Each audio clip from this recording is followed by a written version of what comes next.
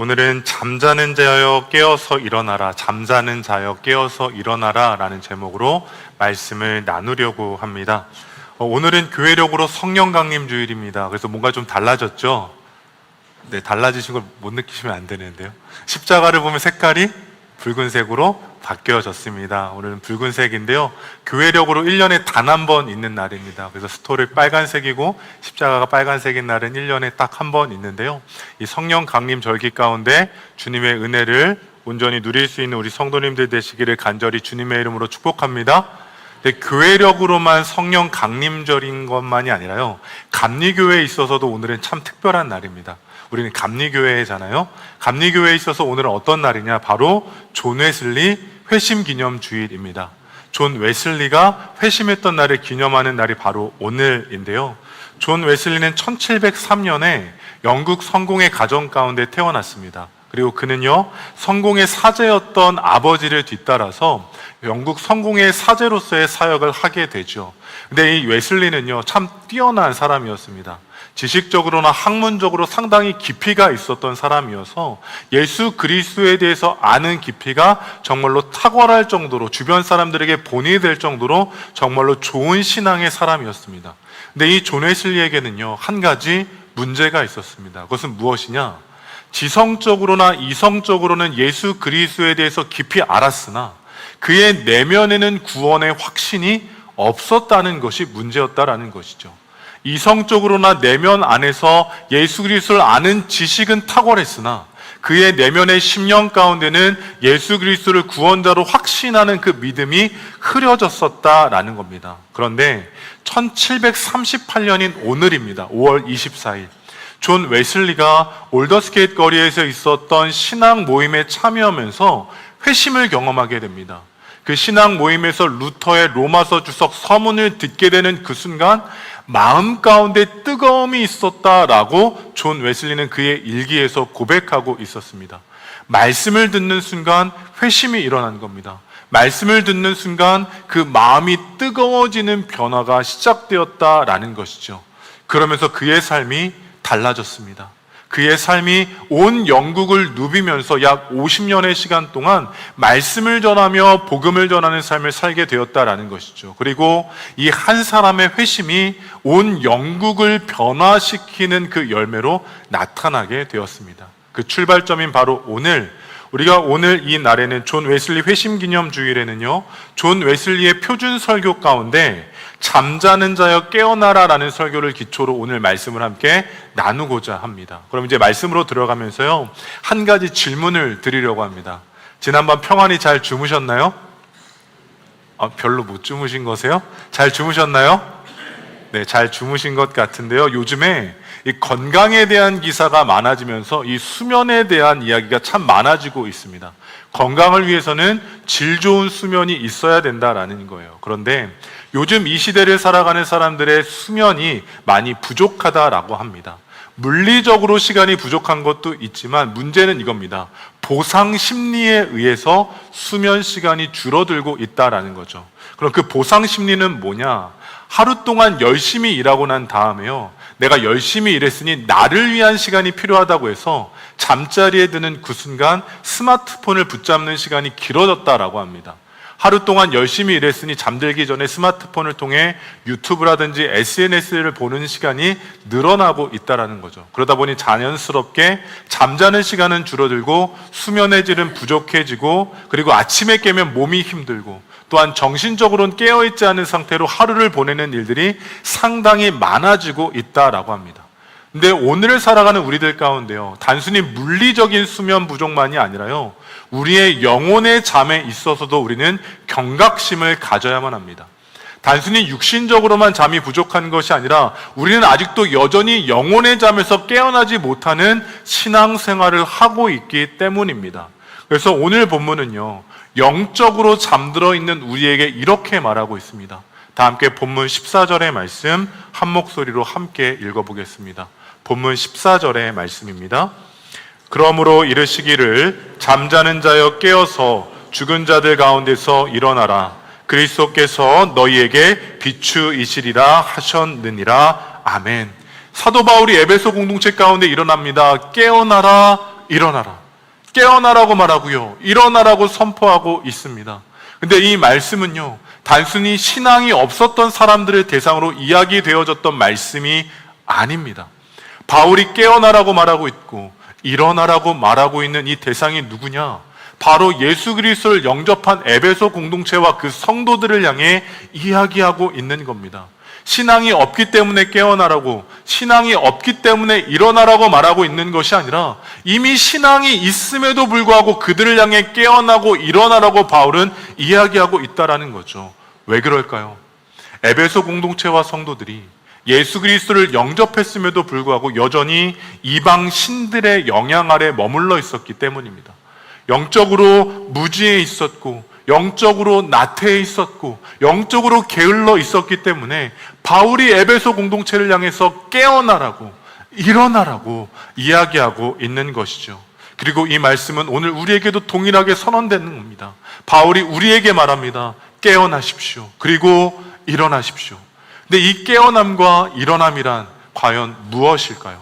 이 깨어남과 일어남은요, 결국 영적인 잠에 있다라는 겁니다. 바울이 말하고 있는 여기 이 본문 말씀에서의 이 잠자는 자는 영적으로 잠들어 있는 자를 의미합니다. 영적으로 잠들어 있는 인생, 영적으로 잠들어 있어서 신앙으로나 영적으로나 여전히 그 자리 가운데 머물러 있는 상태를 잠들어 있다라고 말하고 있는 것이죠. 그렇다면 영적으로 잠들어 있다는 게 무엇을 의미하는 걸까요? 영적으로 잠들어 있다는 것, 그것은 이것입니다. 하나님과 일시적으로 멀어져 있는 상태. 우리가 이 시대를 살아가며 하나님과 멀어져 있다면 우리는 지금 영적으로 잠들어 있는 겁니다. 이 예배의 자리만이 아니라 일상생활 속에서 우리가 주님과 멀어져 있다면 우리가 영적으로 잠들어 있다라는 것이죠. 신앙적인 열정이 식어졌습니까? 그렇다면 우리가 영적으로 잠들어 있는지도 모릅니다. 우리가 말씀을 들어도 은혜가 되지 않고 무기력하고 무감각하고 기도를 함에도 하나님의 역사가 소망되어지지 않는 그것은 우리가 영적으로 잠들어 있기 때문입니다. 왜 그럴까요? 잠들어 있을 때를 생각해 보면 이렇습니다. 잠들어 있다 보면요, 외부의 어떠한 공격이나 외부의 어떠한 행동에도 반응하지 못하게 됩니다. 잠들어 있는 사람들은요, 주변 사람들이 어떠한 활동이나 행위를 하더라도 반응하지 못한다라는 거예요. 영혼의 잠은 이렇습니다. 사단 마귀가 우리 가운데 역사할 때 우리가 무감각해지는 겁니다. 영적으로 잠들어 있다면 사단 마귀가 우리의 영혼을 파괴하는 그러한 일들 가운데도 우리가 깨어있지 못하기 때문에, 일어나지 못하기 때문에 반응하지 못하게 된다라는 것이죠. 그래서 영적으로 잠들어 있으면요, 신앙적으로 더 쉽게 무너지게 됩니다. 신앙적으로 더 쉽게 넘어짐에도 잠에 대해서 이렇게 말하고 있어요. 잠이란 자연인의 상태, 아담의 죄로 인해 그의 자녀들이 내던져진 영혼의 깊은 잠, 자신이 처한 현실에 대한 무지, 그리고 영적인 나태와 게으름이다 라고 말하고 있습니다. 영적으로 잠들어 있다라는 것은요, 영적인 능력을 상실한 상태임을 이야기하고 있는 겁니다. 예배의 자리, 말씀의 자리, 기도의 자리에 머무는 것이 아니라 세상 속에서 우리의 영적인 능력이 상실되었다면 우리는 여전히 영적으로 잠들어 있다라는 것이죠. 그래서 우리는 영적인 잠에서 깨어나라라고 그 외침을 들어야 됩니다. 깨어나고 일어나야 된다라는 것이죠. 그런데 문제는 이것입니다. 아무리 성경이 깨어나라고 이야기하고 아무리 성경이 일어나라 하더라도 그 외침이 들려지지 않는다라는 거죠. 왜 그럴까요? 문제는 이것입니다. 그래도 나 정도면. 뭐가 문제라고요? 못 들으셨나요? 그래도 나 정도면. 다시 한번 해보겠습니다. 그래도 나 정도면. 이 그래도 나 정도면이라는 생각 때문에 외침이 들리지 않는 거예요. 그래도 나 정도면 뭘까요? 그래도 나 정도면 괜찮은 겁니다. 그래도 나 정도면 괜찮지. 이 정도 예배하면 괜찮지. 이 정도 예배 드리고 말씀 보고 찬양하고 기도하면 괜찮지라는 생각 때문에 우리는 영적으로 여전히 잠들어 있다라는 겁니다. 영적으로 잠들어 있음에도 불구하고요, 예배의 자리, 말씀의 자리, 기도의 자리가 마치 우리의 신앙을 대신해 주는 것만처럼 착각하기 때문에 우리의 영혼이 잠든지 모른 채 위기 가운데 살아가고 있는 겁니다. 그래서 웨슬리가 우리 가운데 이야기합니다. 신앙생활의 자리가 아니라 우리는 영적으로 깨어 있어야 한다라는 거예요. 웨슬리가 말합니다. 경건의 모양만이 아니라 경건의 능력이 있어야 된다는 겁니다. 우리가 경건의 모양만으로 이 자리 가운데 머물러 있는 것이 아니라 우리는 경건의 능력을 가지고 세상 가운데 나아가야 될 하나님의 사람인 줄로 믿습니다. 웨슬리가 이야기하는 거예요. 종교적인 모양은 갖추고 있지만 영성이 없다라는 겁니다. 우리가 종교적인 모양이 있으나 영성이 없다면 우리는 예배하는 가운데 깊은 영성을 깨달아 알아가는 은혜가 있기를 주님의 이름으로 축복합니다. 종교적인 형식이 아니라 깊은 영성이 있을 때 우리는 분별할 수 있고 구별할 수 있게 되어지기 때문입니다. 또한 웨슬리가 말하죠. 신앙인의 겉모습은 갖추고 있지만 생명력이 없다면 잠들어 있는 거다라고 말합니다. 우리는요, 신앙인의 겉모습을 갖추고 있습니다. 예배의 자리로 나왔습니다. 너무 귀합니다. 예배의 자리 가운데 함께하는 것 얼마나 복됩니까? 그러나 웨슬리가 이야기하는 것은 이겁니다. 신앙의 겉모습이 아니라 우리 안에 생명력이 있어야 된다라고 분명히 이야기하고 있는 것이죠. 마치 어떠한 모습일까요? 요한계시록에 기록되어져 있는 마치 라오디게아 교회와 같은 모습이 우리 가운데 있는 겁니다. 뜨겁지도 않습니다. 차갑지도 않습니다. 그저 미지근한 신앙의 상태로 신앙인의 모습으로 지키고 있다라는 것이죠. 그래서 성경은 우리에게 이야기합니다. 언제요? 지금 깨어날 때라고요. 지금 일어날 때야 라고 성경은 이야기하고 있는 겁니다. 바라기는 경건의 모양, 종교적인 모양, 신앙의 겉모습만이 아니라 영적으로 깨어나는 놀라운 역사를 통하여 우리의 삶의 경건의 능력과 깊은 영성과 또한 생명력이 더해가는 우리 모두의 삶이 되어지기를 예수님의 이름으로 축복합니다. 이제는 모양으로 살아가는 것이 아니라 정말로 깊이 있는 신앙의 실력으로 살아갈 수 있는 우리 영등포제일교회가 되기를 주님의 이름으로 축복합니다. 그렇다면 깨어나는 것이란 무엇일까요? 도대체 깨어나고 일어난다라는 것은 무엇을 의미하는 걸까요? 영혼이 깨어난다는 것은요, 영혼이 일어난다는 것은요, 우리의 삶이 이전과 달라지는 것을 의미하는 겁니다. 우리의 영혼이 깨어나고 일어나면 우리의 삶은 달라질 수밖에 없기 때문입니다. 다 함께 에베소서 5장 8절의 말씀, 에베소서 5장 8절의 말씀 함께 읽겠습니다. 너희가 전에는 어둠이더니 이제는 주 안에서 빛이라 빛의 자녀들처럼 행하라. 아멘. 깨어나는 것, 일어나는 것 무엇일까요? 이전과 다른 삶을 살아가는 겁니다. 성경이 말하는 것처럼 우리가 전에는 어둠이었다면 이제는 깨어나고 일어남을 통하여 빛 가운데로 나아가야 한다라는 겁니다. 바라기는 우리의 영혼이 잠들어서 우리가 세상 가운데 어둠 가운데 머물러 있다면 우리의 영혼이 깨어나 빛 가운데 나아가는 주의 성도들 되어지기를 주님의 이름으로 축복합니다. 깨어난다는 건 무엇입니까? 옛사람을 버리고 새사람을 입는 것이라고 성경은 분명히 말하고 있습니다. 이전과 다른 삶, 옛사람의 모습으로 살아가는 것이 아니라 영적인 잠에서 깨어나 옛사람을 벗어버리고 새사람을 입어 경건의 능력과 생명력을 갖고 살아가는 우리 성도님들 되시기를 간절히 소망합니다. 그럴 때 죽음에서 일어나는 겁니다. 영적으로 잠들어 있는 건 무엇입니까? 영적으로 죽어가고 있다라는 것이죠. 영적으로 잠든 건 무엇입니까? 영적인 생명력을 잃어가고 있다라는 겁니다. 그렇게 우리가 깨어나고 일어나게 될 때, 죽음에서부터 일어나게 될 때 놀라운 새 역사가 시작되어질 줄로 믿습니다. 그렇다면 그것이 무엇입니까? 바로 거듭남입니다. 옛사람을 벗어버리고 새사람을 입는 것, 어둠에서 떠나 주 안의 빛으로 나아가는 것, 죽음의 자리에서 생명력으로 나아가는 것, 그것은 바로 거듭남이라는 것이죠. 거듭남은 무엇일까요? 다시 태어나는 겁니다. 우리가 복음으로 성령으로 다시 태어나는 겁니다. 다시 태어나면 무엇입니까? 신앙의 태도가 조금 더 나아지는 것을 말하는 게 아닙니다. 지금까지 예배를 조금 덜 열심히 드렸다가 조금 더 열심히 드리는 것 거듭남 아니죠. 우리가 말씀을 한 장 읽다가 2장 읽는 것 거듭남 아니죠. 1시간 기도하다가 2시간 기도하는 것 거듭남이 아닙니다. 거듭남은 이전과 달라지는 겁니다. 마치 이것과 같습니다. 자동차가 있습니다. 자동차가요, 전속력을 다해서 낭떠러지를 향해 달려가고 있습니다. 근데 전속력으로 달려가고 있던 그 자동차가 속도를 줄인다고 해서 변화가 있을까요, 없을까요? 변화될 수 없습니다. 속도를 줄인다고 해서 낭떠러지로 향해 가는 그 자동차의 방향성이 달라지지 않으면 그 결과는 동일하다라는 겁니다. 거듭남은요, 조금 더하거나 속도를 줄이는 것이 아닙니다.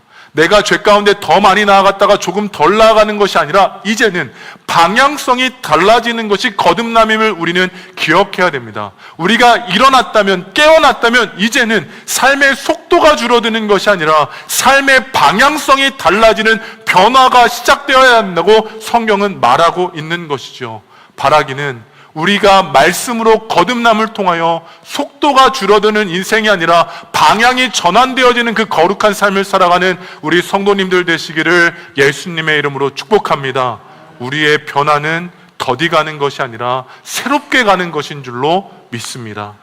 존 웨슬리와 같은 시대를 살았던 인물 가운데 존 뉴턴이라는 인물이 있습니다.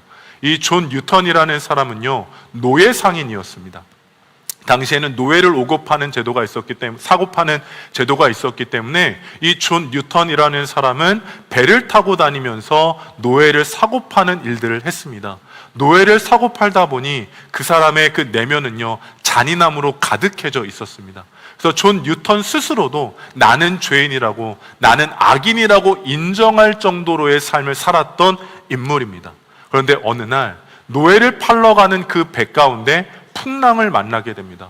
엄청난 풍랑과 폭풍을 만나게 되면서 배가 침몰하기 직전까지의 위기를 경험하게 되죠. 그 순간 철저히 외면했던 하나님을 찾기 시작합니다. 존 뉴턴이라는 사람이 지금까지 하나님과 관계없는 삶을 살다가 하나님을 찾기 시작하자 어떠한 역사가 일어나는가? 존 웨슬리가 경험했던 그 회심이 그 배 위에서 일어나게 됐던 겁니다.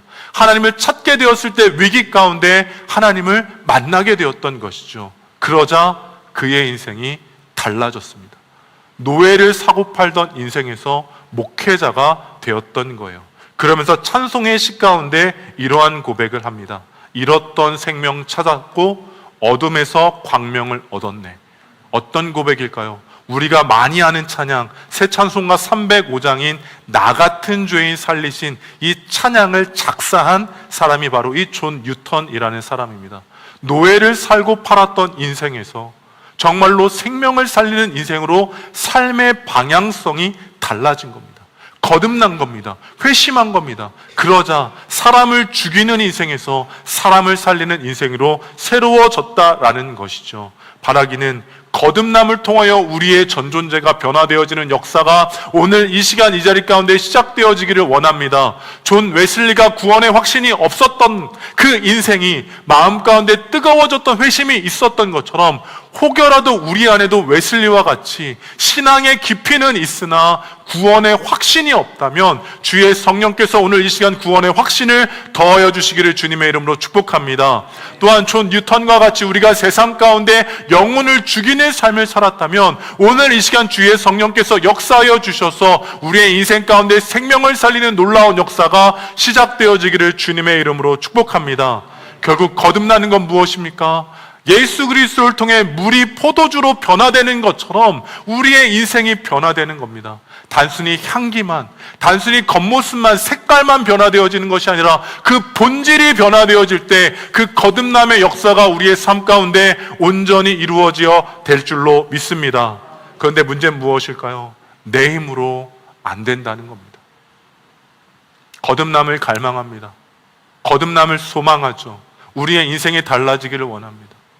이제는 옛사람을 벗고 새사람을 입고 싶고요. 이제는 어둠에 있었던 내 인생이 빛 가운데로 나아가고 싶고요. 이제는 죽음 가운데 있던 인생이 정말로 생명력 있는 삶을 살기를 우리가 소망합니다. 그런데 문제는 내 힘으로는 안 된다라는 겁니다. 내 열심과 내 노력과 내 애씀으로 안 된다라는 거죠. 왜요? 우리는 죄인이고 유한하고 연약하기 때문입니다. 그러나 참 감사한 것은 무엇일까요? 이런 우리를 주님께서는 방치하지 않으셨습니다. 우리를 위해 예수 그리스도를 보내주셨죠. 정말로 예수 그리스도를 통해 우리의 삶이 거듭난 줄로 믿습니다. 정말로 죽어갔던 영혼이 되살아나는 역사가 예수 그리스도의 복음을 통하여 우리 가운데 이루어진 줄로 믿습니다.